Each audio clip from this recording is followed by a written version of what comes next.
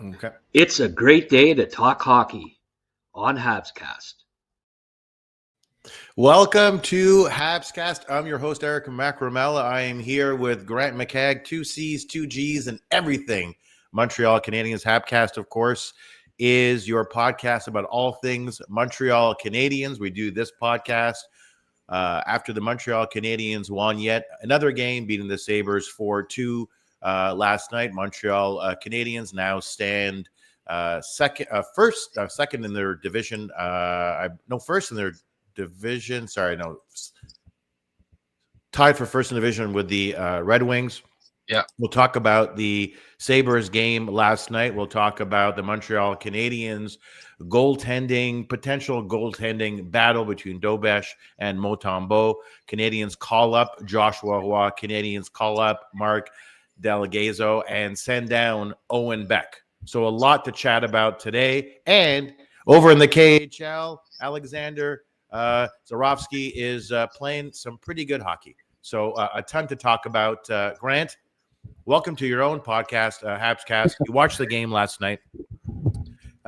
What was your initial impression insofar as the Montreal Canadiens' ability here to defend a lead and to get the goals that they need to get? Yeah, I think it's been pretty solid all year so far. You know, if not for Monty having an .850 save percentage, they might be 6-1 or perhaps even 7-0 so far. So, you know, you can't certainly compared to last year at the start, Eric, where they were giving up a ton of goals and, 7-8 goals some games. A dramatic improvement. And, Hutson's a year older. Strubal's settled in pretty well. That's a nice pairing. And what can you say about Noah Dobson? He's been just outstanding so far. Oh, he's amazing, isn't he? I said it to you before. I watched Noah Dobson play. I was down in Montreal for the Habs Rangers game with my family. I sat 200 dead center ice, best seats in the house, I think. And I just watched Noah Dobson play live or on TV. I'm just shaking my head, Grant. I mean, Canadians got a top pairing D, 6'4", right shot D, high IQ, great anticipation, great gap control, makes smart decisions. Am I the only person, when you watch, do you shake your head and go, this was a hell of a find for the Montreal Canadiens? Well, the knock on him was his defensive play, right? And how many mistakes? How many mistakes has he made? He's got such range. You can't beat him one-on-one defending. His decision-making has been impeccable. He's been top 10 defenseman in the league so far, as far as I'm concerned, so far this season. And, I mean, he's made Matheson better, too. It's just, I don't know why there was such a falling out with, I think it was between Patty Waugh and Dobson. They just... whatever. Not the first time that Patty Waugh's butted heads with somebody.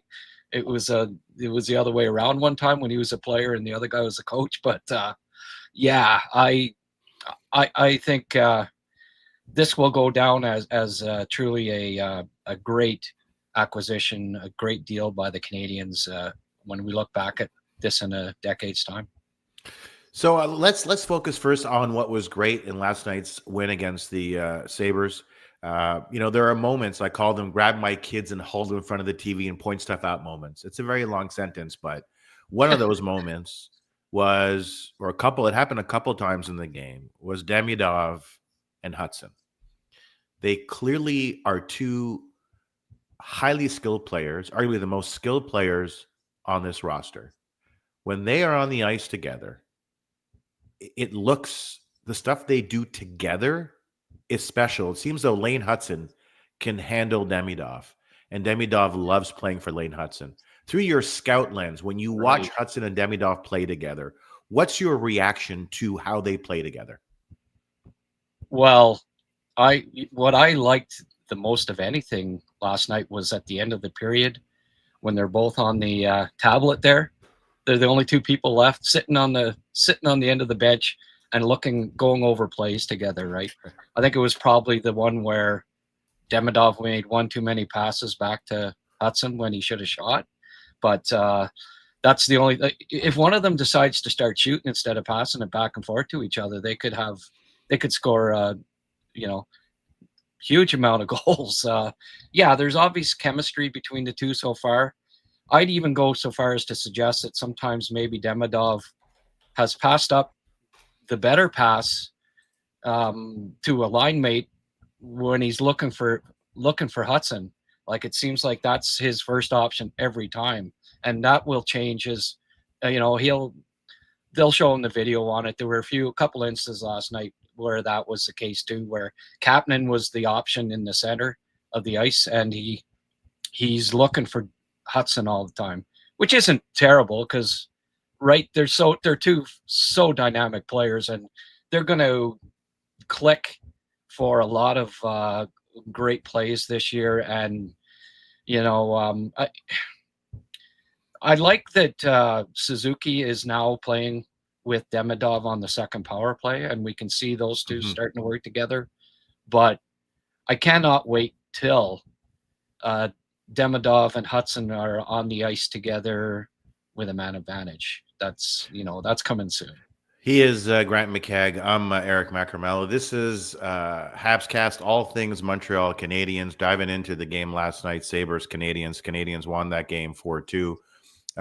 The Montreal Canadiens maybe have a little bit of a goaltending, I wouldn't say controversy, a battle in the crease. Because I don't like the term controversy, because internally, I presume it's not a controversy. It's you roll with your best. The numbers here, I'll give you the numbers here, Grant. Sam Montembeault has played 4 games, is 2-2. I don't put a lot of stock in that. Goals against a 3.26 and a save percentage of about 86%. Dobes, 3 games, 3-0. Goals against of about half, 1.64, and his save percentage is hovering around 940. When I watched Dobes play in nets, we got a chance to watch him play last season for an extended period of time, and he got off to an incredibly hot start, and then he cooled off a bit. He is a big body. He seems to have improved his fundamentals this season. Yes. When I watch him, he's really square to the puck. I don't see him as active in the streets, but I'm not a scout like you. But these are kind of the things that I'm watching. I like this version of Dobes from your standpoint. Let's start with this. When you watch Dobes play this season, what has changed for you, and how does he look? Well, you nailed it on the head, Eric. He's not as frantic. Yeah. He's not getting caught out of position like going over Aaron Pupa? Overcompensating. Yeah, exactly. Yeah, he's and I mean it's a big body and so athletic. He doesn't have to be as frantic as he's been as he was last year at times. Doesn't seem nearly as unorthodox so far this year. And I think I don't know if he went back to St. Louis. He's had a goalie coach there for years that has helped him in the summer, but clearly he got some good tutoring this past summer, and it's showing so far. I hope he keeps it up. I mean, last year, first 4 games, remember, he was lights out. He was like a 950 save percentage, 4-0 shutout, beat Florida and Tampa back to back, and it looked like he was going to be a future star. And then it swung around. He cooled off and he looked bad for a while, and Monty looked good. So, a month from now, it could be the exact opposite. Goalies can be run hot and cold. Right now, Monty is letting in one softie a game at least, and let's hope that turns around for him. Or what now? Now it's 4 games to 3. I think going into the year, the Canadiens were probably looking at Monty's playing 50 plus if he was on. I don't mind if after 70 games, Monty's played 40 and Dobes played 30. I don't have a problem with that, unless it keeps going like it is right now and Dobes is clearly better than Monty. Then I'd like it to be 40-30 the other way, and that's a possibility. The Canadiens explain this to me, because I just pulled the numbers up. Sure. Sam Montembeault is 6'3", 218 pounds, according to Hockey DB. I think he's 6'2". He looks smaller to me. Dobes comes in at 6'4", just an inch taller. He's That too. doesn't seem accurate to me. Motambo No, seems closer to 6 feet tall to me. But yeah, I would say the way Dobes plays, he plays tall. He plays big, right? right. He's at least 2 inches taller than Montembeault, Mhm. maybe 2.5. Those stats, they can be a little bit off. Typically, just about I'd say 75% of the stats, height stats, there's an added inch to a player. And Unless you're Kevin Durant, then you remove an inch or two, right? Because you don't yeah, want to be known as a 7-foot player. right. You're right, like, so you're right, but I guess the question I have for you is this, Grant, is Dobes again? He's playing different this year. Seems more under control, more contained. When the Canadians acquired Montembeault from the Panthers, his rebound control wasn't very good. There was a lot of work to be done last year in the league. If you dive into the analytics, he was top 5 in the league by some counts. Montembeault improved a lot. Dobes, to me, what he's doing this season, unlike last season, seems more sustainable. If he continues to play like this, to me, he becomes your 1A, if not your 1. Yeah, for sure. Yeah. Well, I mean, if he continues to play like this and Monty continues to play like that, then yes, Dobes becomes a 1, the starter, and that's fine, And if Monty struggles and struggles and struggles, and Fowler's good on the farm, it could be Dobes and Fowler even but before the end of the year. The Canadians are in win now mode, so Yeah. it's that's what matters. That's what counts, and they won't be. They'll be patient to a certain degree, but Monty's going to have to pick up this game. He is Grant McCagg, former scout for the Montreal Canadiens and a scout. I'm Eric Macramalla, and this is HabsCast, all things Montreal Canadiens. I love this podcast. I just love doing it with you because I could talk Habs all day, and I do. I go to Loblaws. It's a grocery store here. The equivalent in Montreal is Steinberg's, and I'll talk to anybody about the Habs. So let me ask you this. You were the first, I think, in my estimation, on the Kapanen bandwagon. You said it in the preseason. He's your 2C. Put him with Demidov. And initially, I think it was Dog. And Kapanen's got 4 goals this season. But beyond that, he seems to be making an impact, right? When you watch Kapanen play now, what is it you see through your scout lens? Yeah. Well, I see a lot of what I've seen, what I saw the previous 3 seasons. I had him ranked as a top 5 Habs prospect for 3 years. I've liked him for a long time, so it wasn't just an epiphany in the summer or something like that. That hey, I think maybe this guy will be good. I have probably seen him play over 100 times before the season, and just gained such an appreciation for his hockey IQ, how well he anticipates the play, how well he tips pucks. I don't know if you've noticed so far, Eric, but he could have 3 or 4 with a little luck with some tips too in front of the net and have 7 goals so far this year, because he is really good at getting to the front of the net and tipping pucks, and he's come close. I mean, that's one thing a goalie dreads, right? Is when they commit to save, and if it gets tipped and it goes the other way, they're done. So I mean, it's not sustainable. He's not going to be a 40-goal scorer. His shooting percentage right now is over 40%, and it's safe to say that he's not going to keep scoring at that pace, but he will start to get some assists. And I still think that him and Demidov haven't really figured each other out yet. They're just still getting used to playing with each other. I think there's a lot of potential there. I know you've suggested that Demidov maybe move up to the first line, and I certainly wouldn't mind having a discussion. And we saw it yesterday, the last shift, I think in the second period. That's when we saw it. But I understand the 20 reason. seconds. Yeah, 20 seconds. It's still something. 20 seconds. Oh, yeah. No, I certainly understand the logic, by separating them. But Demidov is such a highly skilled player. I mean, he is. Oh, yeah. different than the rest of the players on the ice, except for Lane Hutson.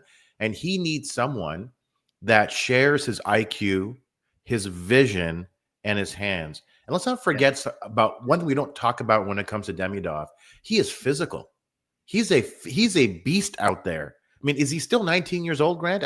If he is, he's blowing my mind. Is he 20 now? He's going to be 20. So he's still 19. He's got the body of a 25-year-old. He's out muscling defensemen on a regular basis. I with the Canadians, they have 25 goals. I think they're top 2 or 3 in the league in goals for. And second behind Vegas, and they both played 7 games. The Hurricanes have played 6 and 24 goals. With the Canadians, would they get more quality scoring chances if the 3 played together? If Demidov played with those 2? Well, yeah, with Caulfield and Suzuki. Yeah. Well, I mean, when my 6-cylinders burn like a kitten, I don't change the spark plugs. Like right now, the Habs could be 7-0. I mean, Kapanen, Suzuki's on pace for 100 assists. Caulfield's on pace for 58 goals. Slaf's on pace for 35 goals. If you look at their top 3 in expected goals for in the league, the line, all 3 of them are in the top 10 in Corsi and Fenwick. So all of the stats and what I'm seeing too tells me that they're playing great together. So, and you mentioned about, Demidov needing somebody dynamic to play with. Well, they are putting him out with Hutson just about every shift, right? Dobson and Matheson play with the top unit, and Hutson's out with Demidov. So he's not a forward, but there's your other dynamic player. Kapanen is so smart and falls back for Hutson when he comes up, when it's Demidov and Hutson doing their thing in the offensive zone. Kapanen's always back, protecting the defenseman. Newhook's got the speed to come back to and help out on the defensive end if Hutson gets caught up. I love that Demidov has a really defensively conscientious center in Kapanen playing with him. I also like the fact that Kapanen, Demidov's center is top 4 in goals per 60 among all centers in the NHL. McKinnon, Scheifele, and Eichel are the only ones who are scoring more goals per 60 so far. So I think everything's working just fine. I would Grant, I would not change it. I would not change it up. Yeah, I'm not suggesting that it's not working fine. I guess the ultimate assessment is if you move Demidov up and you move Slafkovsky down to the second line, is there a net gain when it comes to goals? And you're right, the stats are all favorable. And look, I've said it on many different shows. This Canadians team is a lot of fun to watch. This is a dynamic team, aggressive on the forecheck, very hard to get through the neutral zone. I love our mobility and our agility back on D.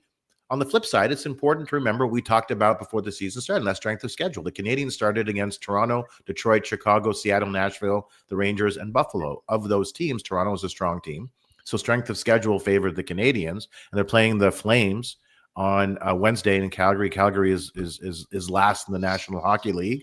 After that, you've got the Oilers, Vancouver, Seattle, Ottawa. So the schedule is going to get tougher, but not that much tougher. So this may be a situation where the Canadians are well positioned this season, and it is a young crew, and it is, again, the word dynamic keeps coming to mind. So it's exciting. It's fun hockey to watch. I was at the game on Saturday against the Rangers, and I made a mental note because I was sitting with my eldest son because it's the Bell Center, and coming from Ottawa, you got to buy tickets in twos and twos. You can't get 4 together, right? So my wife and my younger son were sitting in the 200s, I think in 211. We were 213 dead center, and we had a great view of the ice. And I explained to my son, 200 dead center is a great view because you don't have to move your head. You can even track line changes you're facing the bench, all that kind of stuff, which is what we did. The one thing, one of my takeaways from that game, I don't hear a lot of people talking about, so maybe I was imagining it. But in the second half of that game, the Rangers figured out how to beat the Montreal Canadiens, and that's to outmuscle them, right? They were really physical. What do you make of that statement? What do you make of that game? Yeah. Well, I think the fact that they scored that power play goal to start this third period, and then Monty let in a softie, probably had more to do with it than the Rangers playing more physically. But yeah, it probably was a factor in them ultimately winning the game. If teams start to play more physically, Eric, and your top line has a 5'7" winger, a teenager on the other side, and Suzuki going up against other teams' top lines, I worry a bit. I think you're feeding Demidov to the wolves if you move him up too quickly onto the top line. Slaf is playing really well defensively, and he's bigger and more physical. Even though I agree that Demidov has been physical, Slaf is more physical. He's better along the boards. He's better defensively for sure. I mean, Demidov's advanced stats are 350 range right now. There's work to do for him in his own zone. It's safe to say, even though I love when he has the puck in the offensive zone. Don't get me wrong with that, but I think I like the way Marty's got the team set up right now. Yeah, I agree that that the Rangers were physical and that helped them win. Now, do I think that means that if you're physical against the Canadians, you're going to beat them?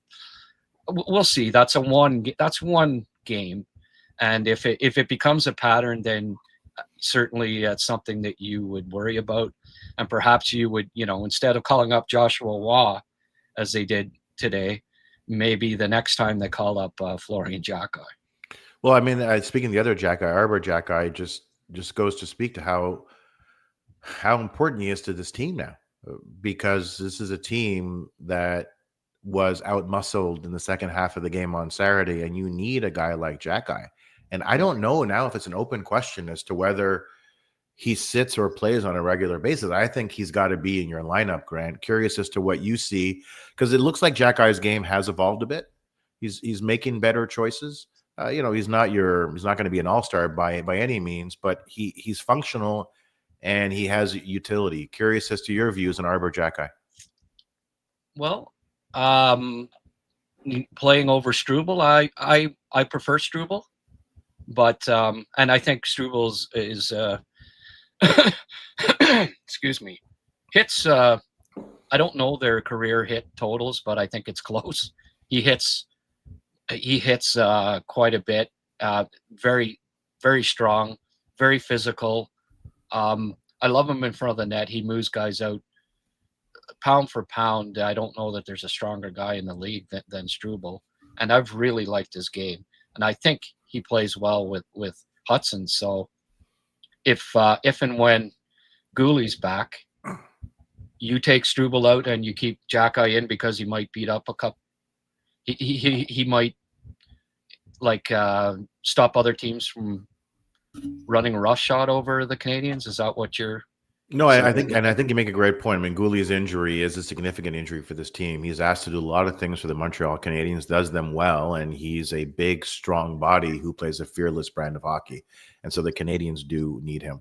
He's Grant McCagg. I'm Eric Macramalla. This is HabsCast. All things Montreal Canadiens. Grant McCagg, former scout for the Montreal Canadiens, and also a scout as we speak. I have some other questions that I need to ask Grant because, well, he sees the game in a slightly different way than we do because, he knows what the hell he's talking about. Belgique got off to a hot start, 3 goals. Since then has been quiet, at least insofar as the score sheet goes. Last night had a chance when he was playing the bumper on the power play. It wasn't a great pass from Suzuki, kind of a fluttering puck, and he shot it wide. What should we make of Belgique? How do you expect his season is going to look when we look back at it?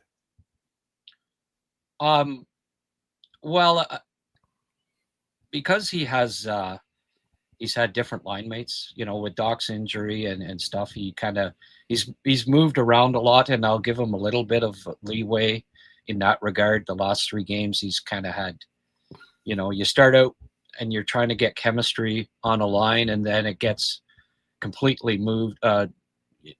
He went from playing with Gallagher and Doc to playing with Beck who was at his first game of the season, and Veleno, first game of the season.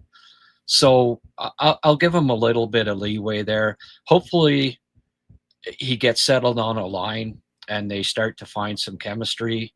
At this point, I think it's been tough for him having to play with different line mates the last 3 games. He's not wait until he starts. He's been misfiring on his bumper shot so far this year. It wasn't just last night. It's been all season so far. So, but we saw it last year. The second half of the year, the last 20 games, he may have been the best power play sniper in the league. I think he had 7 or something like that. And he'd found his niche with Robert Thomas. And I find Suzuki's a similar player to Thomas. And hopefully, eventually here, they get on the same page.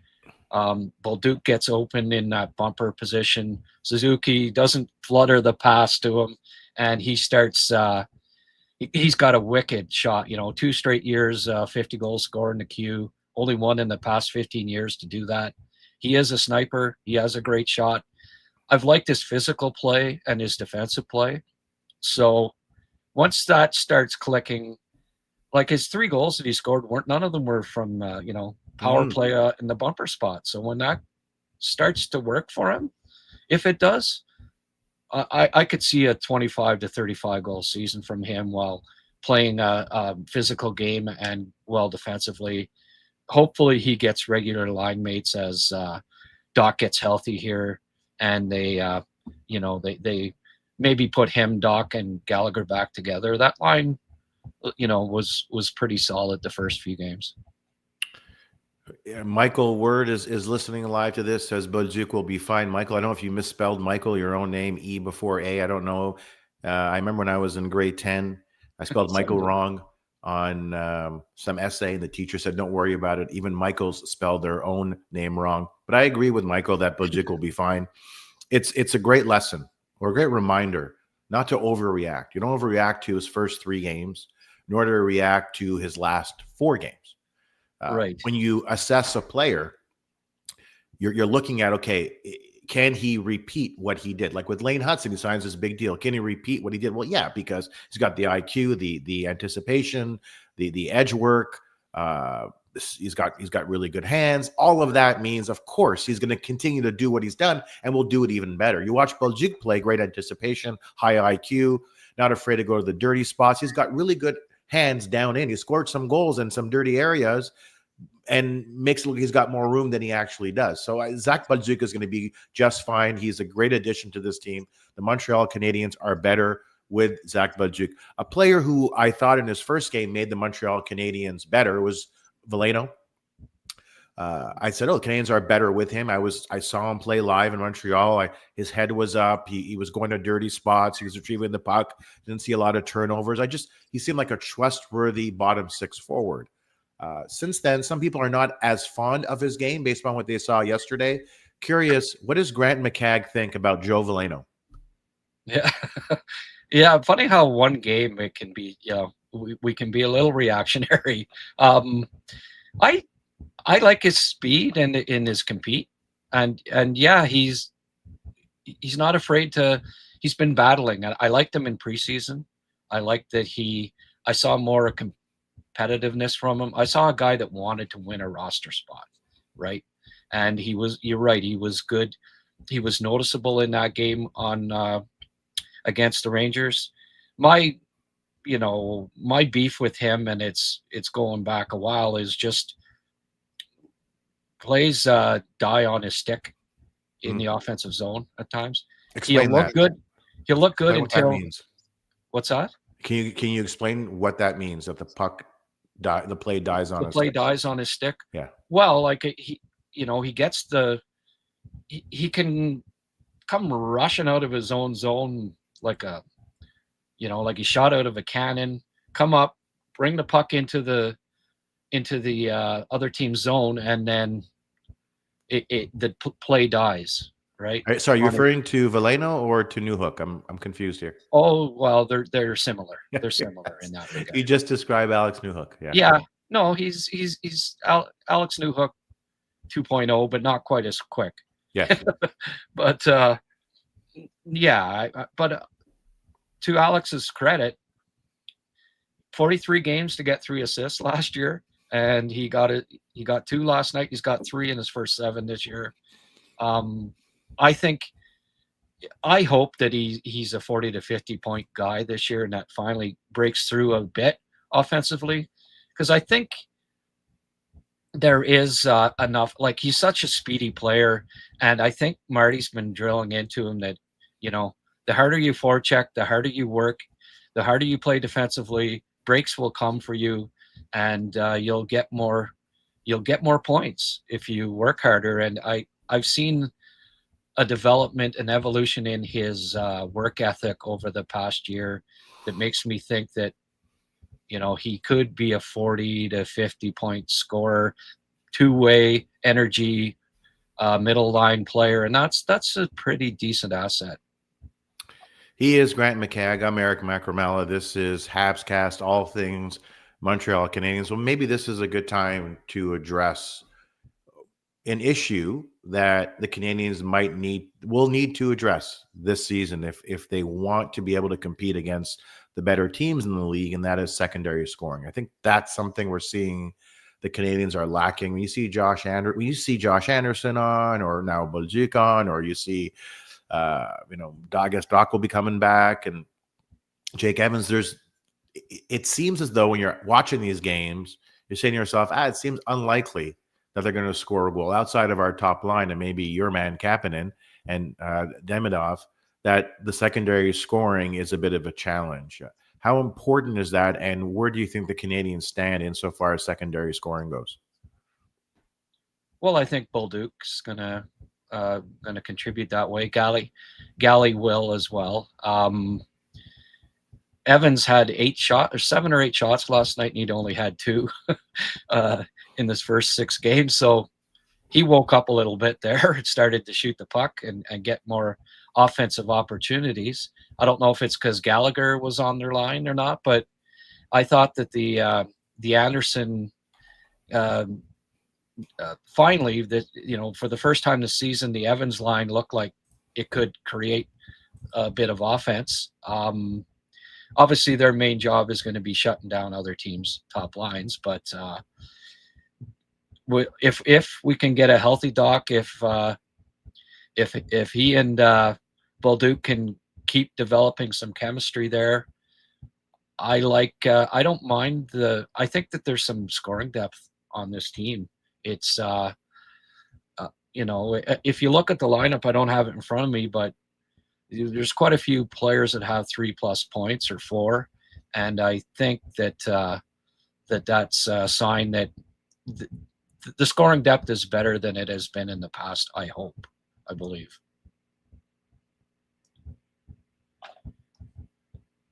I can't hear you. Sorry, I muted myself. Okay.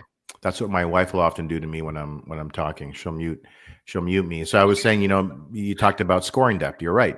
3 points or more. Slafkovsky, Newhook, Bolduc, Kapanen, Dobson, Matheson, Hutson go up that. So it's over half the team is producing. I think that's a good reminder. The Canadiens are in a really good spot in the standings, and they have scored.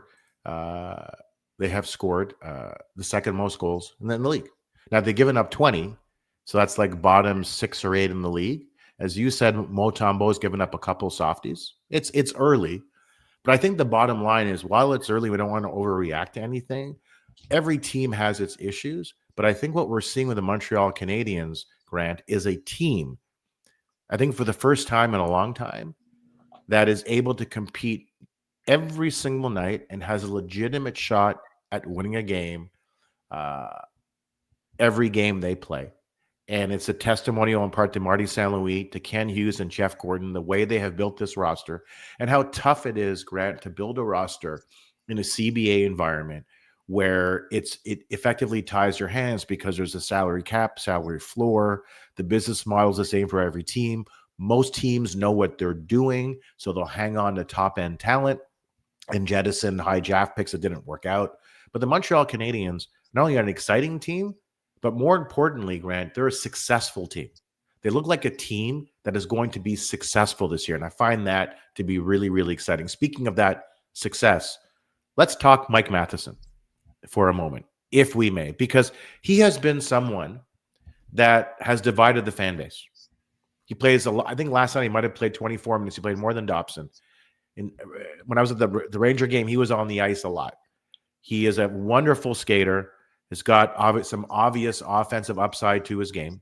The past 2 games, he's turned the puck over a number of times. And so I think this is kind of what you get. Mike Matheson is that really hot girl that I dated in high school that was always late. There's always something, right? There's always something, but no player is perfect. And Lane Hutson turns the puck over, although it looks different when he does it because he's behind the opposing net when he turns the puck over. From my vantage point, this is Mike Matheson. There's a net gain on Mike Matheson. He makes your team better, and that's it. So do you re-sign Mike Matheson, Grant? And if so, for how much? When you have the puck as often as Matheson and play 25 plus minutes a night against the other team's top line all the time, you're going to turn over pucks. So I don't have an issue with it. I don't think it's overall for the entire year. It hasn't been noticeable. He's been better in that regard. They showed during the intermission on Amazon Prime last night, they showed some of the nice plays he made, and they actually singled him out as how well he was playing. So, but there'll always be, if he makes one turnover, there'll be just social media will just explode with how bad he is. It was like Dvorak last year, second half of the year. Probably was outstanding in 35 of the last 40 games. But in those 5 games, if he had a turnover or whatever, you just saw that, Dvorak's no good. Dvorak sucks. Dvorak this, Dvorak that. There's whipping boys with the Canadians. And I agree 100% with you that's Matheson's one of them. Slaf is one of them. They're the 2 main ones now still. There's always got to be whipping boys on the club. But, even Slaf was getting grief last night, and I put up a 5-minute video of he was outstanding last night. He truly was, and yet people were still saying, "Oh, he's clearly struggled and this and that." I don't know what they're watching. I honestly don't. It's you get these narratives, and I think it's because you get likes, because there's always going to be haters of these guys. So if they make even one partial error, you say, "Oh, Slaf sucks tonight," and you'll get 50 likes because the haters will all like it, right? But anyways, I veered a little off track there. No, but you're talking about something that ails a lot of sports fans, and that's confirmation bias or cognitive bias. So you have a view of a player in your mind, and then you look for things that confirm that view. So when Matheson turns the puck over, you're like, see, I told you he's not any good, right? And then another player like Lane Hutson, look how great he is. He turned the puck over last night twice in the game. Right, but I think it makes really good sense. Here's a message from Gaza 2Zs. McCagg's hockey knowledge is second to none. Yes, of course it is. Duh. Winning, Charlie Sheen. Look forward to his Torpedo of Truth tour, which I actually went to when Charlie Sheen. I went down to Florida over the Easter weekend. Probably the wrong time. It's kind of blasphemous to do that. But I saw Charlie Sheen in his Torpedo of Truth tour. Here's a message from Jason Teal, and thank you all for listening. I don't think anyone thinks Matheson is playing poorly right now. I look on social media, and it seems at times to be a little bit split. And when I was at the Ranger game, I was getting frustrated at times because at really important times he was turning the puck over. I'm just being fair and I'm being honest, Grant. But the point I'm making is he brings so many positives. And when you play nearly 25 minutes in a game, you're tired. You won't make the best decisions all the time, right? Thomas Chabot a couple of years ago was playing 25 minutes a game, and he was being poo-pooed on because he kept turning the puck over at crucial times. Well, he's playing 20 if he's playing half a game. What do you think is going to happen? Yeah. He's tired. But Matheson's playing like that because he has Marty St. Louis' confidence, and I'm sure we'd agree Marty St. Louis, Grant, is no dummy. No. About half the time when he does turn it over, he just made a fantastic play to get the puck in the first place. He made the great defensive play, and that's ignored because after, when someone comes up and pressures him, he coughs it up. But he had the puck in the first place because he just made a fantastic defensive play. But everyone remembers that he turned the puck over. 85% of the time, 90% of the time, it doesn't result in anything disastrous. But, it's because he has the puck so often, because he's so good defensively, he is going to turn over pucks. And I don't have an issue with it. Just like I don't with Hutson. Hutson is turning the puck over just as much and maybe even making costlier turnovers than Matheson so far this year, but he's the darling, right? He's the rookie of the year. He's the guy that's going to get more points. So it's okay when he does it, but when Matheson does, it's see, I told you. How about neither turn it over? You're right. Hutson does turn over at times. From my standpoint, it seems like Matheson sometimes turns it over at critical times, but so does Hutson. Oh my goodness. Hutson does that as well. Here's another message from Jason Teal, and this I think is interesting as I was thinking about this last night. So Jason, thank you for the note. I think with Slaf is that his puck handling skills are still fairly poor. Everything else is good. The one thing that keeps occurring to me when I watch Slafkovsky play is touch. I don't know if his touch is there yet. Grant, can you develop touch? When you're 6'3", you can name on one hand the great stick handlers that are 6'3", 6'4" in the league. Like, you just aren't typically great stick handler. All the best stick handler, like if you were to say the best stick handlers in the league, if you were to go down the list, just about every single one of them's under 6'2", or maybe 6'2", but he plays a power game, and he's never going to stick kind of like Demidov. So people are always going to prefer Demidov because he makes the pretty play. He's more dynamic. But is Slaf effective? Yeah, he had an outstanding game last night. He sprung Anderson for that breakaway early. He made two great forechecks. The shift was fantastic. He got in there, turned over the puck twice, came back, got the puck in the neutral zone, sprung Anderson. If he scores there, to go along with his goal, everyone says that he had a fantastic game because he would have had 2 points, right? To get back to Matheson, you asked me his contract, and I didn't answer that question. I think you go 5 years, 6 range, somewhere in there. If he'll take that, I think that's an underpayment for. He could get more on the open market, but I also think him being a West Island boy, him loving the situation, him being the mentor, him and his relationship with Kent Hughes, that goes way back. All of these factors, I could see him taking a deal somewhere in that range, and I would, given how the cap's going to keep going up, given that he plays 25 plus minutes a game, if you can get him anywhere in the $30 million range for 5 years, I sign him to that deal. What about you? I'm wondering why this is his walk year, why he's not signed yet. The Montreal Canadiens have been pretty proactive, so they must be pretty far apart. If you can get Matheson for 5.5 or 6, I think it makes sense. I just don't know if the Montreal Canadiens want to allocate those dollars to him. But you look at how he's being utilized, clearly he's seen by his coach and by extension management, of course, because they have a hand in this, as a critical component of this team. So if that's how he's viewed, I think you have to pay him, right? I think that they're thinking on it, and this is just my speculating.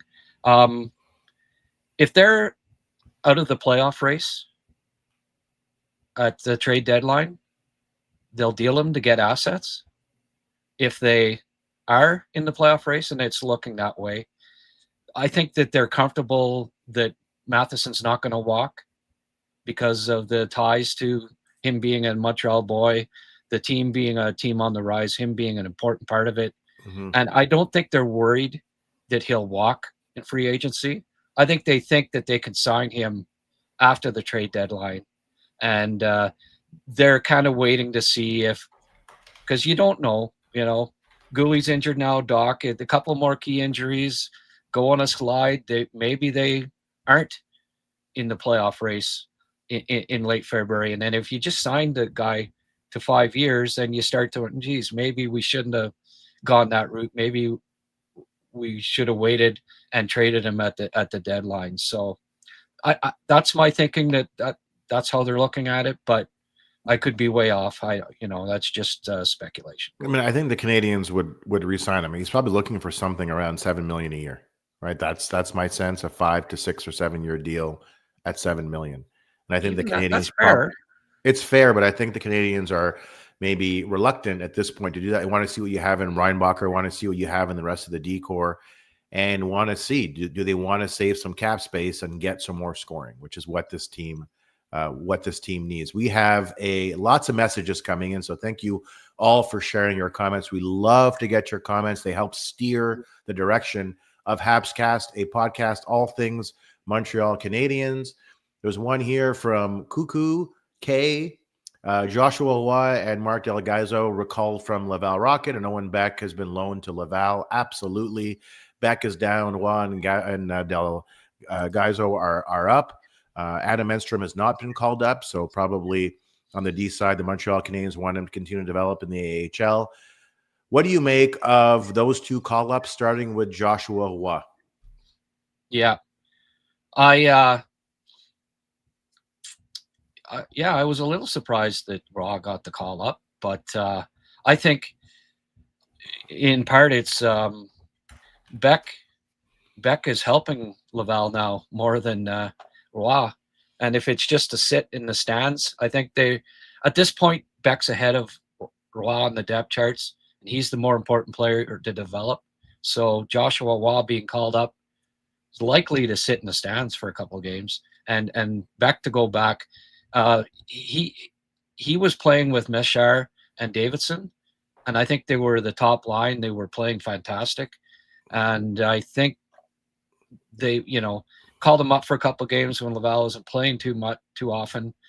Get them in, get him back playing with Laval on that top line, and Delgaizo, same thing. He's going to sit, right? They don't want the players. They don't want the young prospects that are high on the team's radar, on their depth chart, to be called up just to sit. They want them playing. So Engstrom isn't called up, although I think Delgaizo is a really, he's NHL caliber defenseman, and when I watched Laval, he was dominant down there, so he deserves the call up. But I also think they're more comfortable with him sitting in the stands for a couple of weeks and not playing too many, if any, games. More comfortable with him doing that than Engstrom, who is the young prospect that they're still developing. So I think it's more of a, Beck and Engstrom are more. It's more important to keep them playing big minutes in Laval and continuing to develop. He is Grant McCagg, Mike Matheson. This is HabsCast, all things Montreal Canadiens. So basically, what you're saying is Roy and Delgaizo, these are depth pieces for the Montreal Canadiens. When I saw Roy was called up, I mean, he's got 3 goals and an assist in 4 games with the Rocket, but that's not a surprise. He's produced at that level. The issue is, can he produce at the NHL level? I thought they called him up in part because they might want to get him in, and they're saying we need to try and score some goals. The issue is that if you want to know how a player is going to play, look at how he has played. And there have been questions as to his level of engagement. So hopefully that changes here the second time around.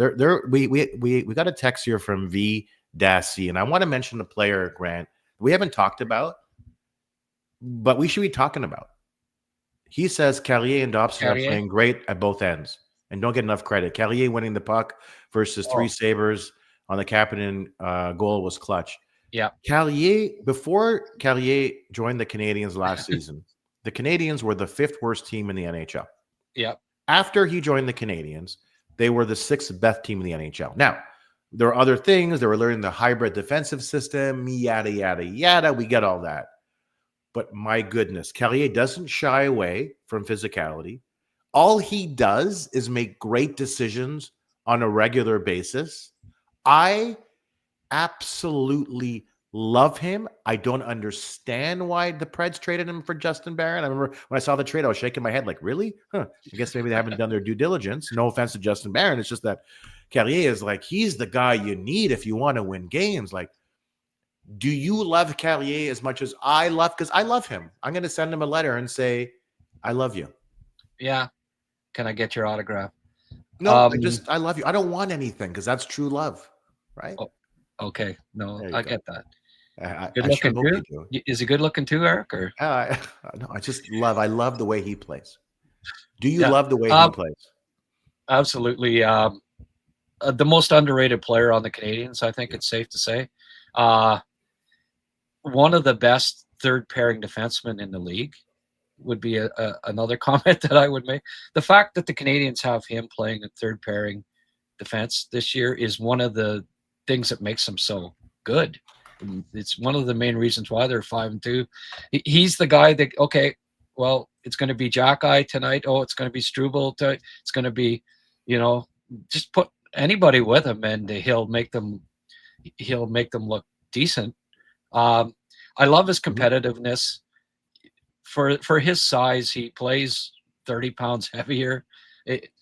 I'm surprised he hasn't got injured more often. I know he got dinged up once last year, but with the style of play that he plays, he's been jumping up in the rush like constantly too.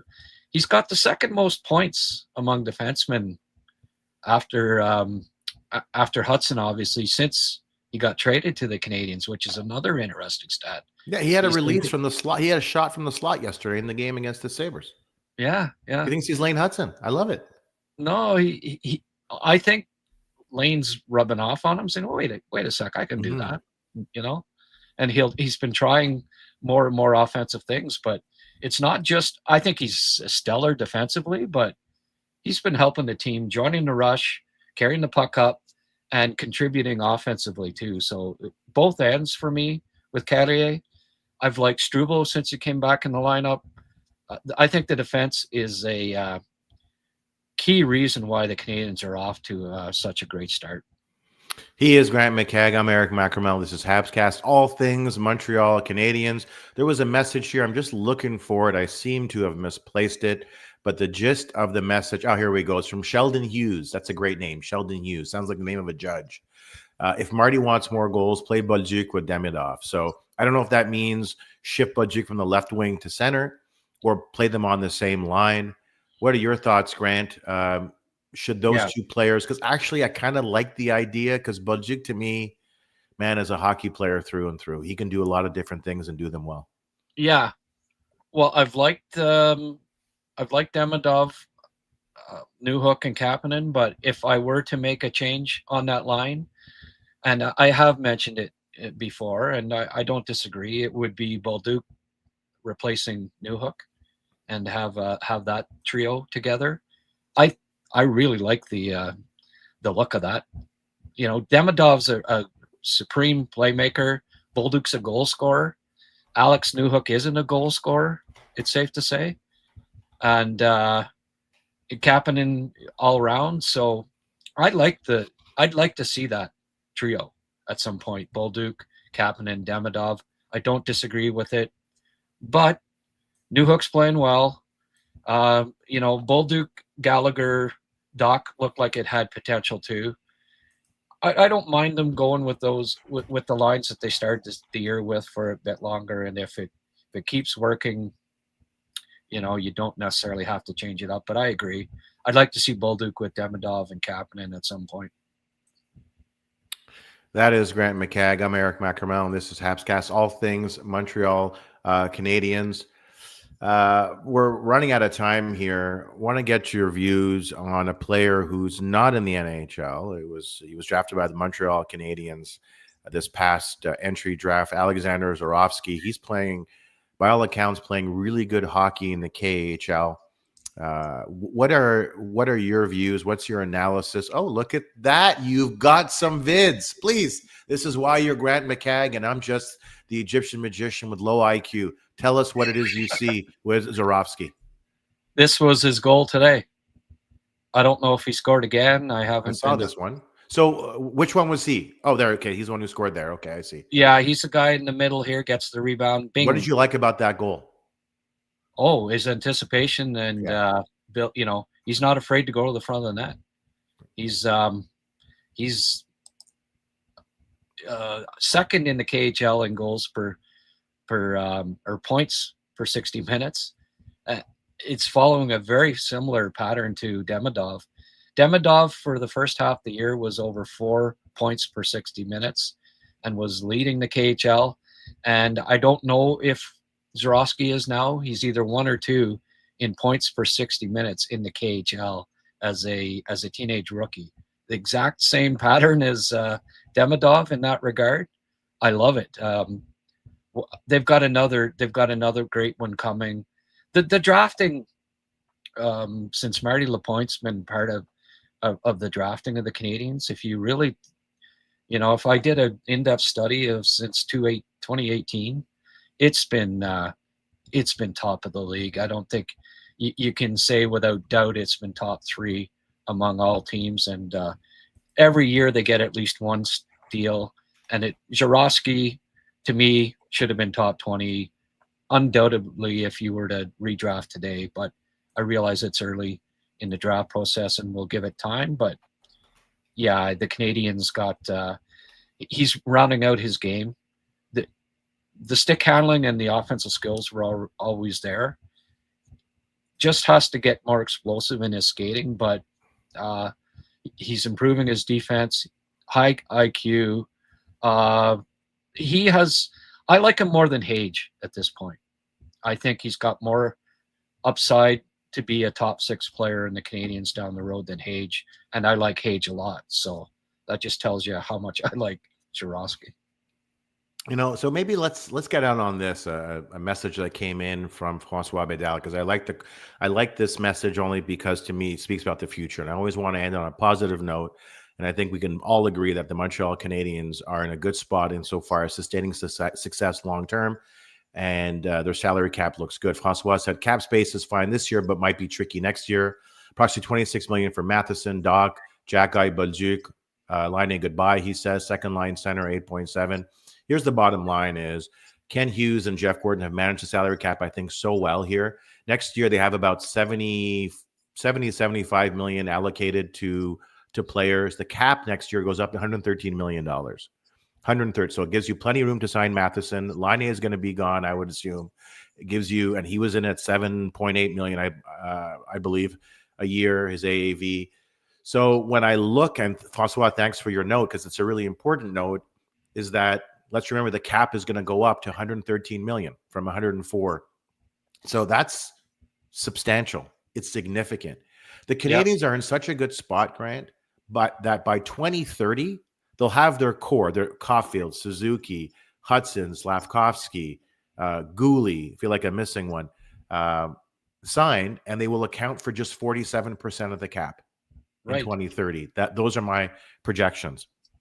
So I think the Canadians are in a tremendous spot because they're going to be in a position to add very interesting pieces, and they will be in a position to add interesting pieces. The reason is that with the cap going up as much as it is, a number of teams will have internal caps. They just don't want to spend the money or don't generate the revenue. So look at Mikko Rantanen's gone. They didn't want to pay him $14 million a year, so he's gone. Now he plays in Dallas, and other teams have internal caps. And I guess the bottom line is that there will be players that no one expected to become available that will be available, and teams that want to spend, like the Canadians and the Leafs, are going to have opportunities to sign those players. So, Francois, thank you for the note, because it's triggered a discussion, I believe, or a point that leaves me feeling very optimistic. Grant, final thoughts on that? Well, like he says, second line center, 8.7. Geez, that's a good second line center. That'd be nice. Is he saying Crosby? Yeah. Yeah, well, that's the only one I could think of. But right. I mean, if Kapanen, I know like he's on pace for 48 goals or something like that, but let's just say he scores 25 to 30. I don't think they're necessarily in a rush to to spend 8.5 on a second line center unless it's Crosby. then you do it. But also, Eric, I think what's important is like Reinbacher is probably going to be in the lineup. I don't know if Fowler will be, but possibly. Florian Jackie's a decent bet. These are all guys that are going to be on ELC contracts to help balance out the cap space as well. So, and then Jarosky the year after that, Hage.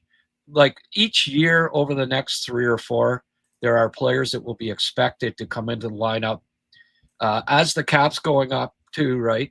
And then you're getting rid of Laine's contract, et cetera, et cetera.